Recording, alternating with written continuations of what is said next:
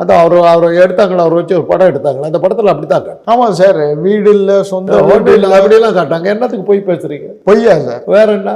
அந்த திருமலைப்பிள்ளை ரோட்டில் இருக்கிற வீடு யாருது? தெரியலையே சார். அவர் வீடு இல்லைன்னா அந்த வீடு யாருது?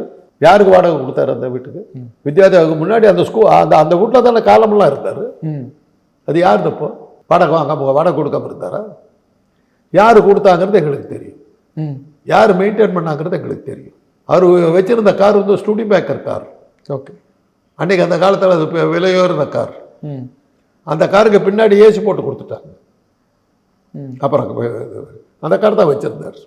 எளிமையாக வாழ்ந்தாருங்கிறதுக்கு இதெல்லாம் நீங்கள் காரணம் காட்டக்கூடாதுங்க. அவங்க அம்மாவுக்கு விருதுநகர்லேயே வச்சிருந்தார். அவங்க அம்மாவுக்கு வந்து பைப் தண்ணி கணக்கு அது வந்து ஒரு இது அந்த சீனில் காட்டுறாங்க, யாரை கேட்டு போட்டேன் அப்படின்னு. ஆமாம் சார். அது எளிமைக்கு அதுதான் அர்த்தமா? அம்மாவுக்கு கார்பரேஷன் தண்ணி கொடுத்தாக்கா அதை கூட உபயோகப்படுத்தாம வாழ்ந்தாராம். என்ன அர்த்தம் புரியலையே? அம்மாவுக்கு சோறே போடாம விட்டாங்க. அந்த பணம் கூட ஒரு செலவு பண்ணல, மக்களுக்கு கொடுத்தாரு சொல்லி விட வேண்டியதானே. அதுதான் எளிமையா? பெத்த தாயை பார்த்துக்கிறதா பார்த்துக்காம விட்றதா எளிமையா? எளிமையா இருக்கிறதுக்கு நீ என்ன கதையெல்லாம் விடுறீங்க?